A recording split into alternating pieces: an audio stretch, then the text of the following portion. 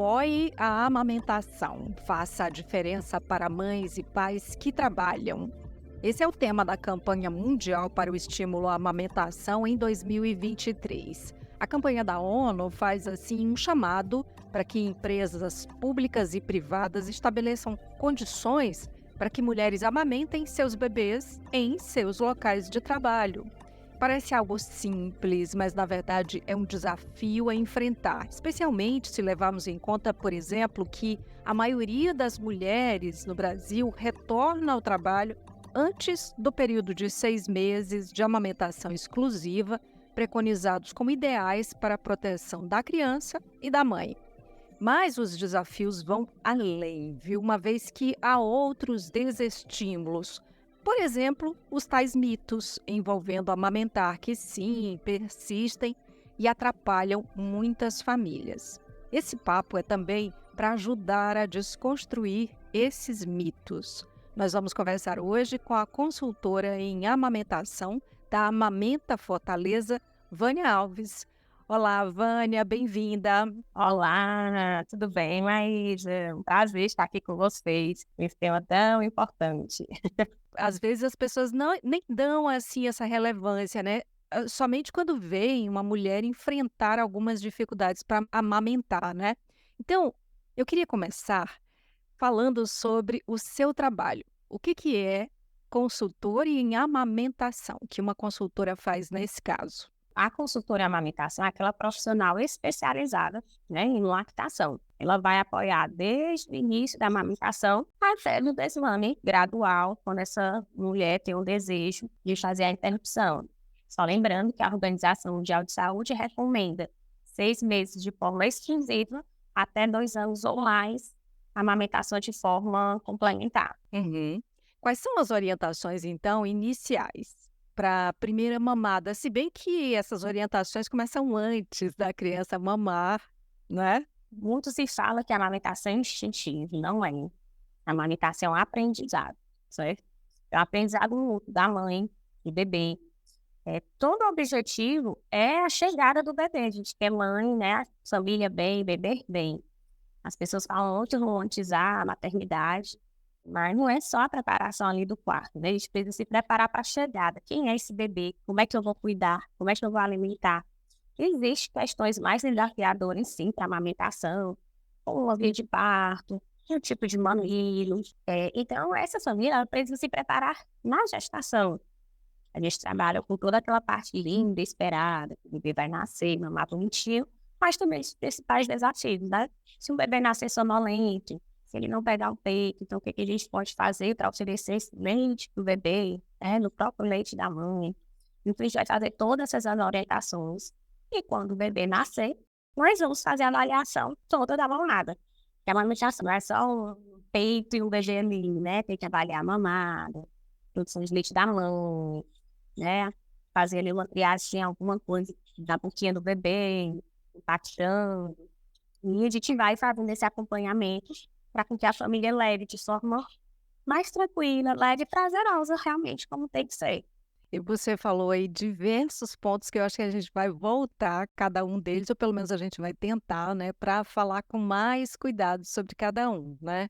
Tem uma expectativa muito grande, né? Eu acho que essa é o começo de tudo, né? Porque você disse, o momento mais aguardado é o da chegada do bebê. Mas essa mulher também, às vezes, ela já fica ali naquela expectativa e ela, será que eu vou conseguir amamentar?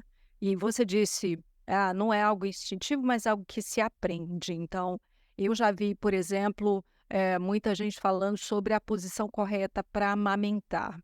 Esse seria assim, um ponto crucial? Sim, se fala muito também da perna correta, mas na experiência da vida e do dia a dia, é mais posicionamento, como você está falando, que às vezes do que pega. Se fala muito da boca de peixinho, isso já caiu em desuso. O que que é isso? Boca de peixinho era aquela boquinha que o bebê sai pequenininha com os lábios para fora, né? Sendo que se o bebê ficar pegando só o mamilo da mãe, não vai extrair o leite. Ele precisa pegar, nós chamamos a parte da auréola, que é aquela parte mais escura da mama. Ele abrindo o bocão e pegando ali, ele pega bonitinho. Mas Se ele não tiver com a famosa barriga com barriga, ele vai sugar, mas ele não vai ingerir bem, ele não vai engolir bem. A gente chama de transferência do leite. Então, ele mama, mama, mama, mas não fica realmente satisfeito.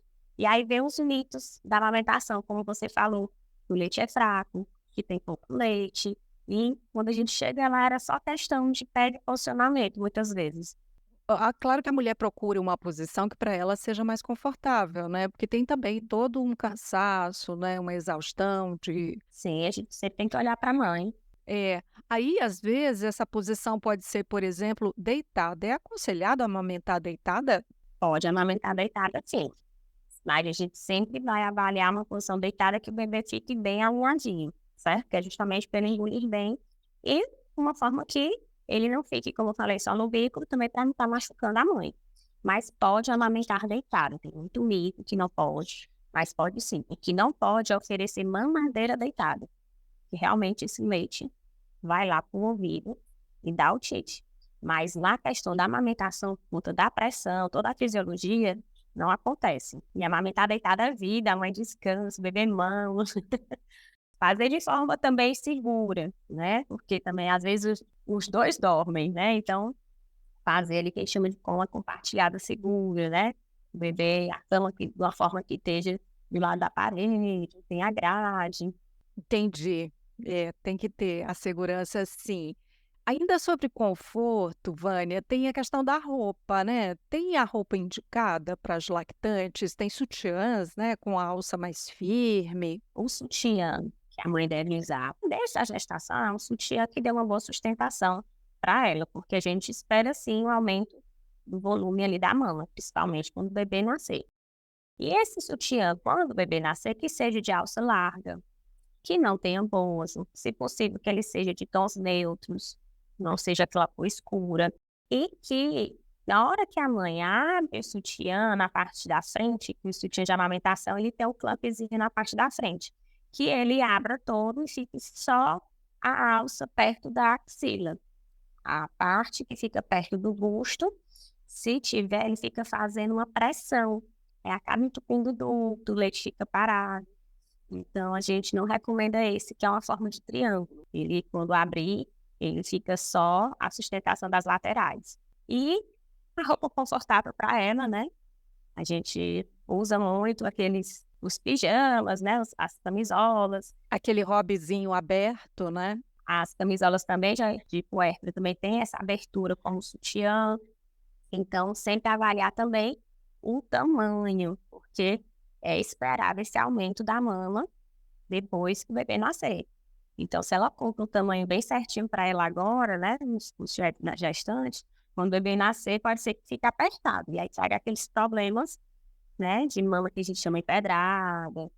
O bebê pode ter dificuldade de mamar. Então, que fique bem confortável para ela. Você falou aí do temor, né, que é o seio pedrar, né? Isso acontece porque fica muito cheio? Explica pra gente. Existe o que a gente chama apojadura, certo? Que é a famosa descida do leite, que é esperado numa média de 48 a 72 horas depois do parto. Nesse momento, o organismo está se preparando para a descida do leite mesmo. Sendo que dentro do peito tem sangue, tem leite e tem linfa. Então, fica todo mundo brigando ali pelo espaço. Então, às vezes, a mãe ordena, sai muito leite. Então, o que a gente tem que fazer? Um bebê mamando bem. Então, o ideal é que o bebê mame os dois peitos na mesma mamada. Assim, ele vai ingerir bastante leite e vai ter esvaziamento adequado da mama. E se ela amamentar uma mama por vez, a mama que não foi oferecida vai ficar muito cheia. Quando for o próximo horário do bebê mamar, já está pedrado. E pedrado é o pedrado mesmo, aquele leite fica grosso. Eu brinco que é a famosa coalhada do cearense. Então, o bebê, quando vai para esse peito, começa a zangar, porque tá ruim de sair, ele tem que se esforçar mais. Aí vira aquela bola de neve. O bebê não pega mais o peito fica mais pedrado. E aí vai acontecendo, né, as intercorrências aí da amamentação. Então, sempre garantir que esse bebê está mamando bem. Por isso que é importante ele mamar bem desde a maternidade. E assim a mãe nem vai passar por aquela descida do leite tão pesada. E tem mãe que nem percebe tanto. O bebê está mamando tão bem que dá tudo certo. É uma sensação tão louca que a gente está falando aqui, eu sinto algo como se fosse é uma lembrança, né, uma memória que tem dessa descida do leite, o momento que veio como um jorro, né, Uhum. sente mesmo. Você falou aí, desse pedrar, mas eu lembro que uma dificuldade, né, pode ser justamente lá no começo, né, se o bebê não pega nessa primeira mamada. Qual é o ideal, assim, da primeira mamada? É claro que o bebê tem que ser colocado ali com a mãe logo que nasce, não é isso? Existe a hora de ouro, né, que é a amamentação dentro da primeira hora. Os estudos mostram que aquele bebê que conseguiu a hora de ouro, ele tem muito mais sucesso na amamentação. Mas lógico que a gente tem que ter um bebê e uma mãe saudável. Então, se o bebê nascer, digamos, cansadinho da respiração, ele vai ter que ter uma assistência com o neonatologista. Agora, mãe e bebê bem, tem que fazer o contato pele a pele, a hora de ouro, certo? Depois, esse bebê, ele cai, que a gente chama de período de hibernação, ele dá uma capotada, ele nasce com aquela adrenalina, depois ele dorme. E ele tem uma reserva glicêmica de uma média de 6 horas. Ao tempo que a mãe ainda vai dar uma recuperada. E aí, se 3 horas ele não mama, ok, calma o coração que ele tá com a reserva. Mas deu 6 horas, esse bebê tem que ir para mama. Então, a gente dá consultoria, a gente calcula, a mãe fecha com a gente, né, para ir na maternidade. Opa, se o bebê vai nascer 6 horas da manhã, meio-dia, 1 hora a gente está lá. E se ele tiver sonolento, ela às vezes está numa cesárea, uma posição difícil, né? Amamentar deitada é mais desafiador, então a gente já calcula que aí esse bebê tem que mamar e a gente já está lá. E assim a gente garante que ele já começa a vida dele da amamentação, do início, tudo certo. Inclusive para ajudar a mulher, né, na retração do útero, tem uma série de questões que dizem respeito a ela também, não é? Isso é muito importante para a mãe também, que ajuda na contração uterina, reduz as chances de hemorragia. Então, a questão da produção de leite, essa mama já está sendo estimulada, os meninos não vai entender que realmente o bebê nasceu. Então, é muito importante para a mãe e para o bebê. O bebê pode ter risco de hipoglicemia, né, desidratar, então não pode dar intervalos longos nesses primeiros dias. Sobre intervalos longos, Vânia, eu lembro bem, né, no meu caso, eu tinha o sonho de amamentar, eu queria, era algo que para mim era importante, né? E eu lembro que do meu primeiro filho, eu tive dificuldade para amamentar justamente por conta do mamilo invertido. Você falou até no início, né, que esse pode ser um dos desafios, né, para a mulher. Mas no início eu não consegui, mas eu fui tentando e depois eu consegui. Depois de alguns dias tive mastite, tudo isso, e até eu quero que você diga o que que é, mas depois eu consegui. Então, isso também mostra que algumas mulheres podem não amamentar ali nas primeiras horas, mas depois essa produção de leite pode ser estimulada e aí ela vira amamentar. Sim, com certeza. A gente não precisa olhar a mama para dizer que ela consegue, o desejo dela, então a gente vai trabalhar para isso. E a gente cria o plano de aleitamento. Então a gente vai avaliar todo o histórico da mulher, anatomia, né, de uma mama, se essa mãe está com produção de leite boa ou não, a gente trabalha a produção. E aí nós vamos trabalhando junto nessa jornada, e aí ela vai conseguir. Mas realmente o que cansa as mulheres não é o caminho percorrido, mas o caminho incorreto. Porque como a gente conversou desde o início, tem muitos mitos, muitas gente ali que está na rede de apoio, a gente brinca que tem rede de agora, seu leite é fraco, você não vai conseguir. E aí a mulher acaba desistindo, mas com informação correta, com a gente ali apoiando, segurando na mão literalmente, o sucesso é bem maior. O que que é o tal do leite fraco? Vamos lá, entrar nesses mitos aí. O leite fraco, ele não existe, esse realmente não existe. Até aquela mulher, né, que está desnutrida, lá na África, ela produz o leite, né, adequado para o seu bebê, certo? O que pode acontecer realmente é a baixa produção de leite, sendo que existem alguns fatores de risco. Uma mãe com diabetes gestacional, hipotireoidismo, que tem cirurgia na mama, são alguns fatores que ela pode ter, mas a gente volta para aquele momento O bebê que está mamando bem desde o início, estimula bem a mama e faz uma boa produção de leite. Agora, a primeira causa de desmame, Maísa, é a pseudo baixa produção de leite. Certo. Então, assim, como é que a mulher sabe se ela está produzindo leite na quantidade e na qualidade certas, né? Assim, que influencia essa produção? Tem até a história aqui também, acho que já é mito, né? Que mulher precisa comer por 2 para amamentar. Ela tem que se alimentar de forma saudável para ela. A gente tem que acompanhar se esse bebê está mamando de forma efetiva, né, e mamando bem, tá, tipo, bem ativo nessa mama. E um dos parâmetros ali, principalmente dos primeiros dias, são as fraldinhas de xixi e cocô. O bebê ele tem que fazer a quantidade de fraldinhas de xixi e cocô adequadamente. Tem uma quantidade, assim, ou cada criança é uma criança? Tem as eliminações do bebê da primeira semana, ela é gradativa, ela vai aumentando com os dias. Exemplo, primeiro dia, basta ela fazer um xixi e cocô. No segundo dia, ela vai fazer 2. E aí, aquele cocô da maternidade, aquele bem escuro, né? O pessoal diz, parece uma graxa. No terceiro dia, 3. No quarto dia, 4. No quinto dia, 5. Sexto dia, 6. A partir dos 6 dias, o bebê tem que fazer de 6 a 8 fraldas de xixi por dia. Então, o bebê tá chorando. Quando eu pergunto para essa família, mas como é que tá as fraldas de xixi e cocô? Ai, Vânia, perdi as contas. Toda vez que ele mama, meu filho faz xixi e cocô. Não é fome, mas ele tá estranhando esse mundão que é novo. Então, a gente vai fazer aquele casulinho, charutinho da maternidade, vai tentar simular a vida de dentro da barriga, para que ele se sinta seguro e fique tranquilo. Agora, o bebê mama, sai muito zangado do peito, tá pedindo mama de todo o tempo. Quando a gente pergunta de fralda de xixi e cocô, ela, não, tem 3 dias que não faz cocô, mas fez muito na maternidade. Opa, sinal de alerta, esse bebê precisa fazer cocô todo dia. E quando está de xixi, fez só uma vez, era para fazer 3. Então, a gente já suspeita, né, que esse bebê não está ingerindo bem. Mas tem que ver se não é a pega e posicionamento, que ele não está conseguindo ingerir bem, ou se realmente é uma produção de leite. E é isso que acontece, é a pseudo baixa produção de leite. É porque ele não está mamando bem e ela acha que tem pouco leite.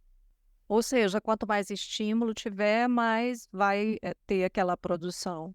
E tem uma coisa bacana que é assim, que cada mulher produz a quantidade de leite que o bebê precisa, né, porque, por exemplo, se ela tiver gêmeos, ela vai produzir para os 2, né. Exatamente, trigêmeos. Acontece que a mãe fica com muito leite nos primeiros dias também, e depois ela sente que a mama dela não está mais cheia, e também volta ela achar que não tem uma produção boa. Inclusive na questão do retorno ao trabalho, né? Que tanto está se falando nessa campanha, da importância da gente apoiar esse pai e essa mãe. Mas é porque o organismo ele se adapta à demanda do bebê. A mãe não precisa ficar com aquele peito cheio, pedrado todo o tempo. Então, com a amamentação em livre demanda, o organismo se adapta à demanda do bebê. Às vezes, quando o bebê chora, a mãe, ela percebe que o leite vai vazar, ou é o contrário. O leite começa a vazar, ela, meu filho vai já acordar para mamar, né? Coisa assim, perfeita. E aí, sendo que às vezes ela confunde que minha produção baixou, mas não. É porque mais 80% do leite é produzido na hora da mamada. Incrível, né? Então, na hora que o bebê tá mamando, e manda o estímulozinho pro cérebro, ó, abre a torneirinha e tem bebê mamando. É incrível. Então, ele vai tomar leite fresquinho da hora. Não é aquele peito que enche e que esvazia. É uma produção feita ali na hora. A mastite, no caso, é a inflamação da mama que é ocasionada normalmente se há alguma dificuldade aí nesse esvaziamento, né. Isso. Então, lá naquele início, como eu falei também que o bebê, que a mama fica cheia não só por leite, né, mas por sangue, por rede linfática, a mãe coloca uma desmamadeira. Sendo que naquele momento o organismo está se adaptando para a produção de leite. Aí, quando ela coloca uma desmamadeira, ela acha que não tem leite, sendo que ela está aumentando a produção dela, porque ela está estimulando. Então, ela acabou desencadeando uma mastite.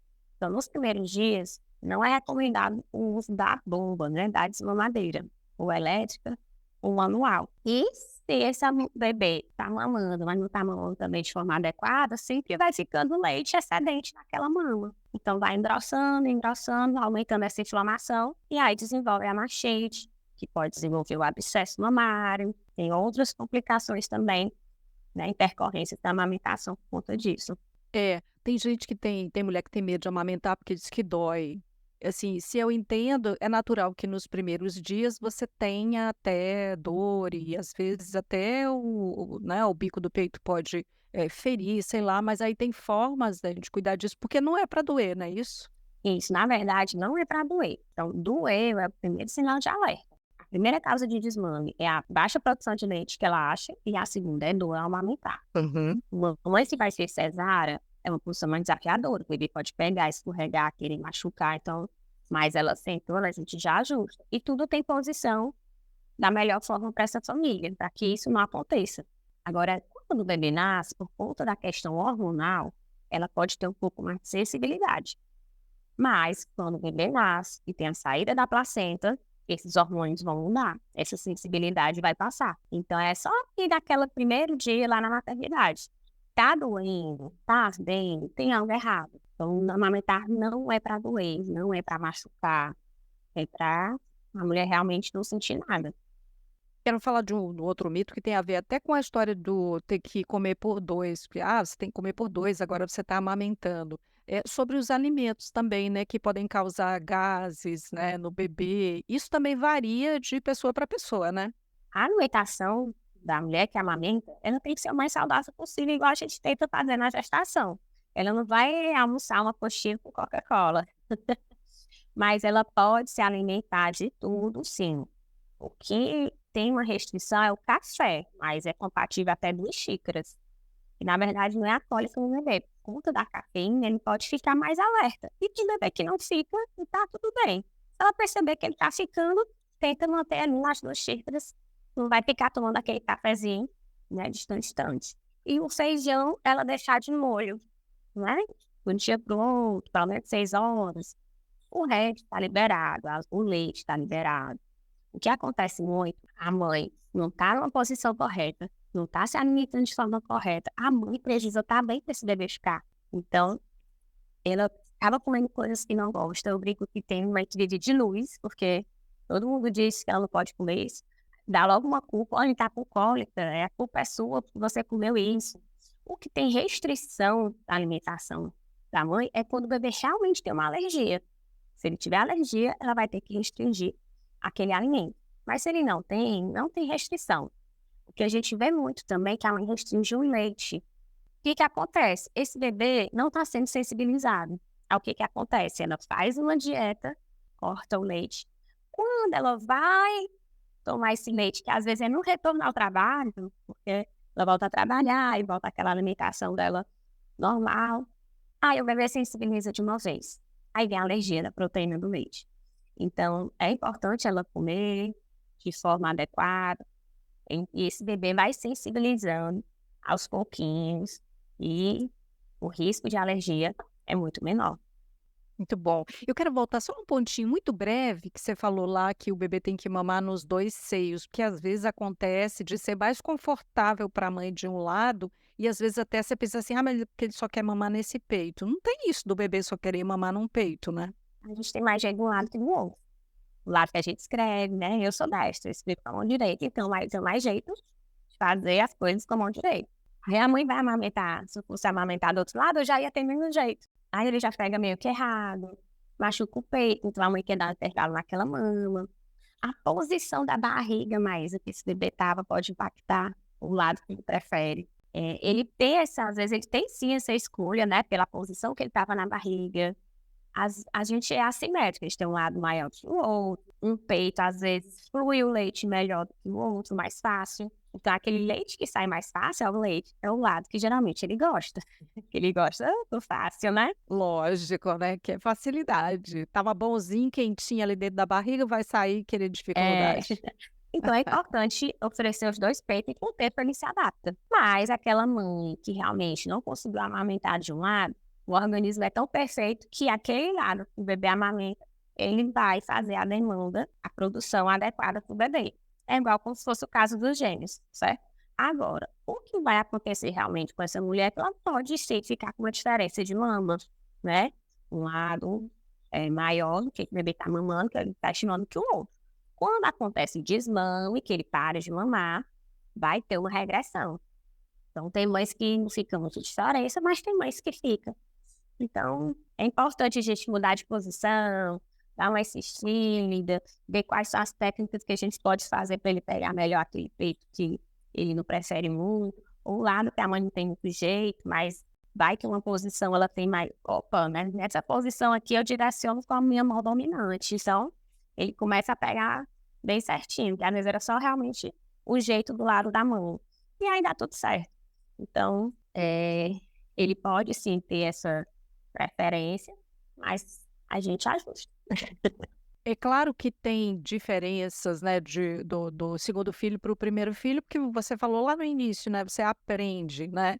Então, pela tua experiência, assim, qual é a principal diferença que as mulheres percebem entre amamentar o primeiro filho e amamentar um segundo filho? Aquela mulher que tem um histórico de amamentação, que ela passou por muita intercorrência, ela acaba levando tudo à tona para aquele do segundo. Mas a gente vê que aquela mulher que começa a querer se preparar desde o início, porque ela quer mudar a história dela de amamentação. E aquele do segundo, ela já conhece quem é esse bebê, né? Que eles não choram só. Que às vezes a mãe do primeiro filho, o bebê chora, a gente já se aperreia. A do segundo filho, às vezes já não se aperreia tanto. E são muitas inseguranças, né, na maternidade. A hora de dar um banho, exatamente essa questão da alimentação. Então, o primeiro é o primeiro, é tudo muito novo. Então, o segundo, ela já vai vindo com uma bagagem maior. Mas, a gente já teve muitas mães que elas, mesmo nem amamentando direitinho o primeiro, elas chamam a gente no segundo, que a amamentação de um bebê de 1 ano, 2 anos, é diferente do recém-nascido. E os estudos mostram que 3 anos depois é como se já fosse o primeiro filho.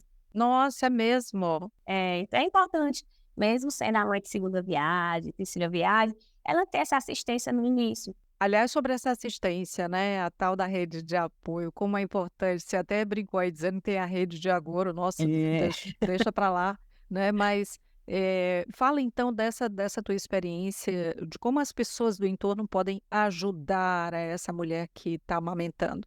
Isso. Então, assim, essa família tem que se preparar antes da gestação e, se possível, ela prepare essa rede de apoio também. A gente, por exemplo, tem um curso preparatório na gestação. A gente não faz só para o casal, a gente pede para chamar as avós, uma babá, para todo mundo que está ali em torno estar informado, até porque muita coisa também mudou, né? E essa mulher, ela vai dizer, minha esposa é que vai estar comigo na hora da amamentação. Mas essa mulher não tem que estar preocupada na comida que vai fazer, na roupa que tem que lavar. Então, essa rede de apoio pode se dividir com essas outras tarefas.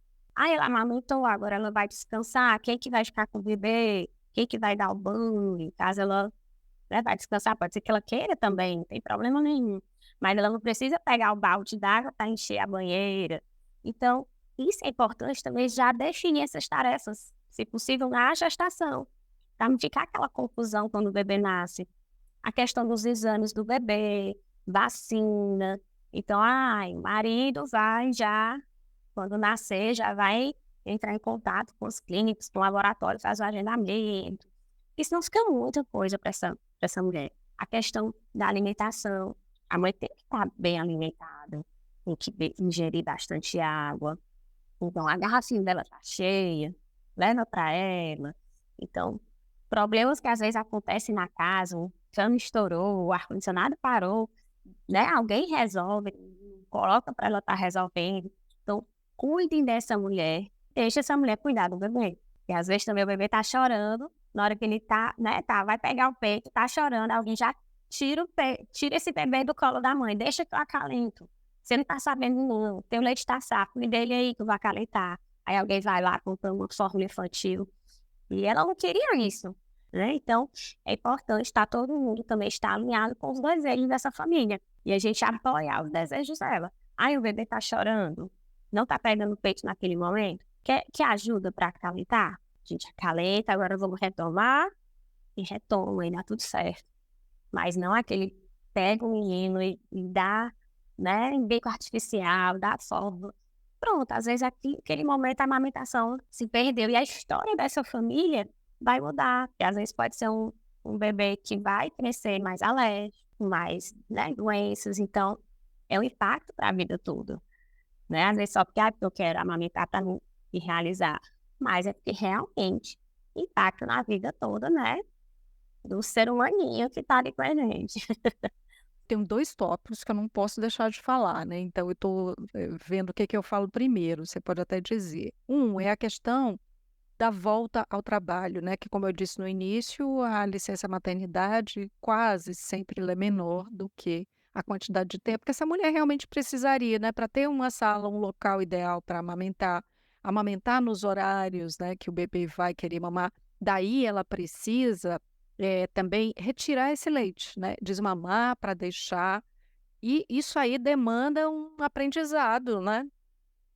E o outro ponto é o desmame, mas vamos começar por esse do desmame para deixar ali o leite para essas mamadas, e que ela não está ali no princípio? Essa mulher ela precisa se preparar para o retorno ao trabalho. Ela pode ir fazendo essa ordem, nessa extração do leite e ir armazenando no congelador, para ela ter um estoque, para ela ir mais tranquila, né? Ela retornar com ali uns leitinhos mais tranquilos no retorno ao trabalho dela. Aí vai depender do peso do bebê, para ver qual é o volume que o pediatra vai passar, o horário de trabalho dela, tem meio que trabalha os 2 turnos, tem meio que trabalha só um turno. Então a gente vê qual a quantidade, quantas vezes ela vai precisar fazer essas ordens, e também não fique tão cansativo e desgastante para ela. Vai ter mãe que vai precisar fazer em mais horários e vai ter mães que a gente vai ver, opa, esses 3 horários aqui vai ser o suficiente para eu retornar ao trabalho, não precisa estar fazendo em outros mais para ela estar se cansando, a não ser que ela queira, lógico. E a questão das empresas, né, não bate a conta, né, Maísa? A recomendação é 6 meses exclusivo e essa mãe retorna ao trabalho com 4 meses. Então, o maior momento que aquela mãe que está conseguindo manter o aleitamento exclusivo, que acaba indo para a alimentação mista do bebê, que acaba indo para a fórmula. Antigamente tinha até recomendação de iniciar a introdução alimentar, pelo menos isso está mudando, né? Não está mais acontecendo isso. A gente acaba que não vai conseguir, achando que a gente não vai conseguir realmente. Por isso também é tão importante essa preparação do retorno ao trabalho. E as empresas não apoiam essa mulher. Não tem um local específico para essa mãe trabalhadora estar fazendo as extrações. A realidade é que essa mãe acaba tendo que fazer uma extração dentro do banheiro, que não é recomendado. A gente já tive mães que faz em escada do prédio. Então, assim, não bate. Então, que essas empresas apoiem essa mulher, ela vai ter um rendimento maior, ela vai ter um bebê que adoece menos, né? Porque se ele está no leite materno exclusivo, ele vai ser uma criança mais saudável. Então, essas empresas têm que fazer esse apoio da mãe, do pai. Tem países que pode ser diferente a licença. A mãe é mais provedora do lar, então ela retorna ao trabalho, mas o pai fica de licença. Eles podem fazer essa divisão. Aqui é muito injusto, só são 6 meses. Eu voltei ao trabalho aos 6 meses, aí 2 vezes eu achei, meu Deus, que eu não ia conseguir. Mas realmente a rede de apoio também ajudou. Olha, eu vou extrair o leite, alguém vai lá buscar. Você falou 6 meses, na verdade são 4 na maioria, né, o serviço público já tem 6, né. 6 meses, a questão é que o bebê tem que ser alimentado de forma exclusiva. Mas a maioria das licenças são 4 meses. Agora, o pediatra, ele pode dar uma declaração de que esse bebê está em aleitamento materno exclusivo. E essa mãe ganha mais 15 dias de licença. Então, isso aí fica uma super dica. Eu quis isso para os meus filhos, então eu tô que faço mais 15 dias de ordem, é muita coisa. É.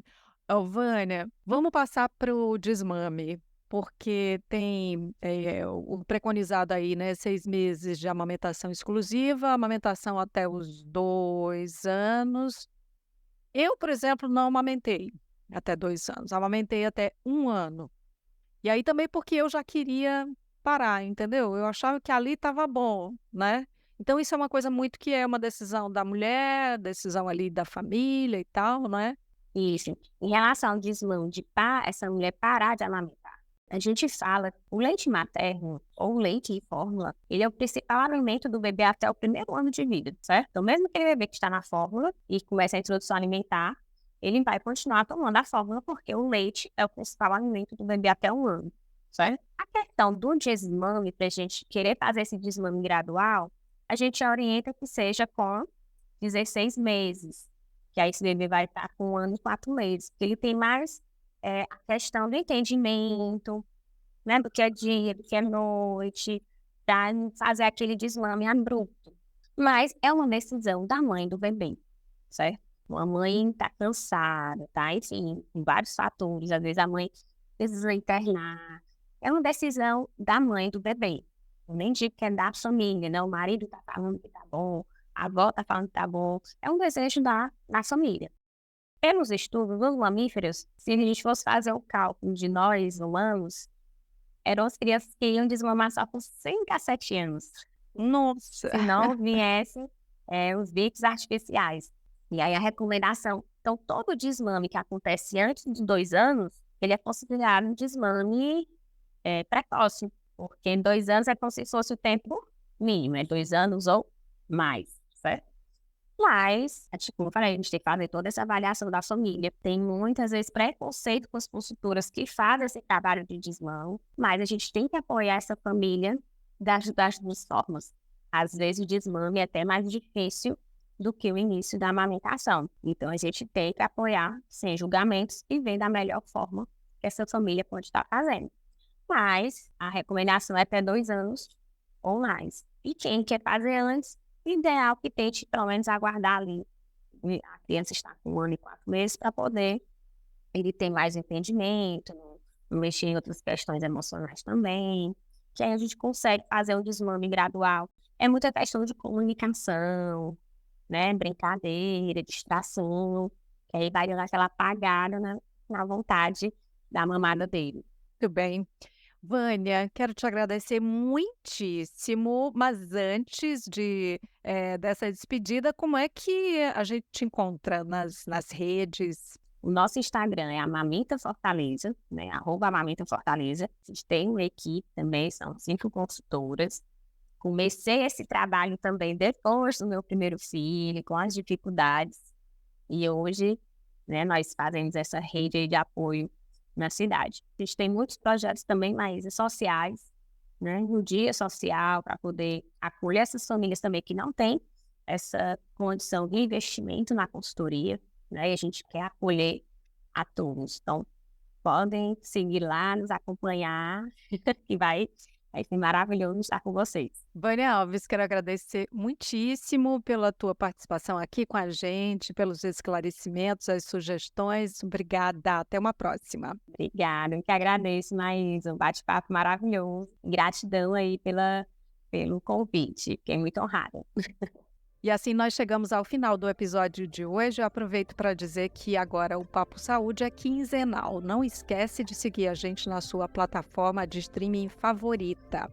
Se você está no Spotify, aproveita para dar 5 estrelinhas para o Papo Saúde, classifica a gente, deixa também a sua pergunta, o que você achou desse episódio, qual é a sua sugestão de tema, se inscreve no nosso canal no YouTube, cuidar de você, esse é o plano. Você pode entrar em contato com a Unimed Ceará pelos perfis oficiais no Instagram e Facebook ou pelo site acessando www.unimedceara.com.br. Esse podcast é desenvolvido pela Leme Digital. Até a próxima. Saúde!